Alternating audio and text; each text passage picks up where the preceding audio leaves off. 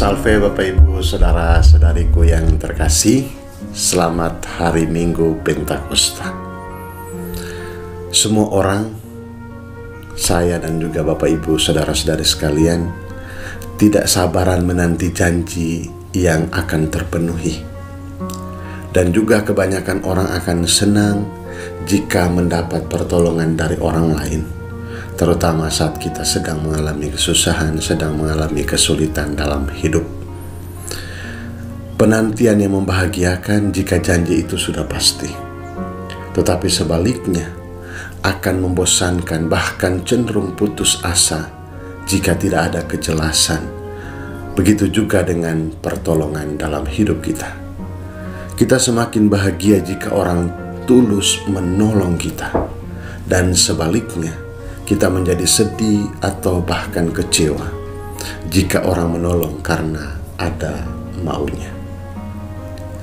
Bapak, Ibu, Saudara-saudariku yang terkasih, di hari besar gereja ini, janji itu terpenuhi dan pertolongan itu datang tepat pada waktunya. Janji itu datang dari Yesus sendiri, yakni Roh Kudus, Roh Penghibur. Roh penolong bagi semua orang yang siap bersaksi tentang Yesus Kristus. Pesta Pentakosta 50 hari setelah kebangkitan, penolong itu turun atas para rasul dalam bentuk lidah-lidah api. Roh Kudus dengan sabta karunia-Nya, yakni kebijaksanaan, pengertian, nasihat, pengenalan akan Allah, kesalehan, keperkasaan, dan takut akan Tuhan, memberikan harapan baru dalam kesaksian iman para murid. Roh Kudus membakar semangat mereka, membawa mereka keluar dari rumah yang terkunci ke tengah-tengah umat. Dengan Roh Kudus, mereka yang dahulu takut menjadi berani, mereka yang tertutup menjadi lebih terbuka. Pewartaan yang hanya ada di sekitar Yerusalem menjadi tersebar kemana-mana.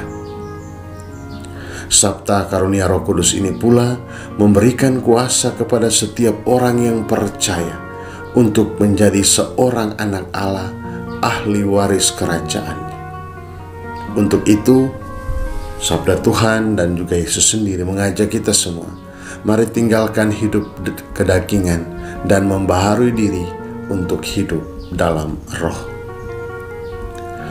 Saudara-saudariku yang terkasih, hidup dalam roh adalah panggilan kita semua.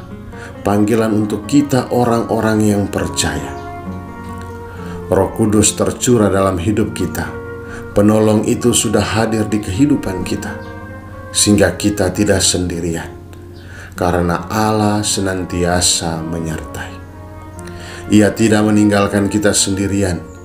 Dan dengan Roh Kudus, kita diperlengkapi dengan kelimpahan berkat untuk siap bersaksi tentang Kristus sampai ke ujung bumi.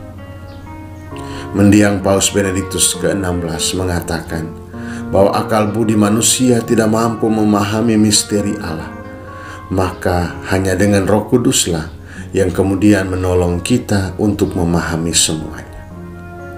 Dan bagaimana kita merasakan bahwa Roh Kudus itu berkarya dan bekerja dalam hidup kita. Santo Agustinus menganjurkan bahwa untuk bisa merasakan kuasa Roh Kudus itu, maka tinggallah dalam keheningan dan setia dalam doa. Saudaraku yang terkasih, Roh Kudus tercurah bagi kita semua. Penolong itu sudah datang untuk menolong kita. Maka marilah kita hidup sebagai anak-anak Allah yang memiliki kuasa sebagai ahli waris dengan melakukan tindakan-tindakan kasih. Kita yang penuh dengan Roh Kudus, maka kini terbuka untuk menerima orang lain dengan semangat kasih, dengan semangat pengampunan, dengan bela rasa, dengan keadilan dan hidup dalam kebenaran. Mari tetap tinggal dalam roh, dan biarkanlah Roh Kuduslah yang menuntun kita sampai kepada kebahagiaan hidup kekal.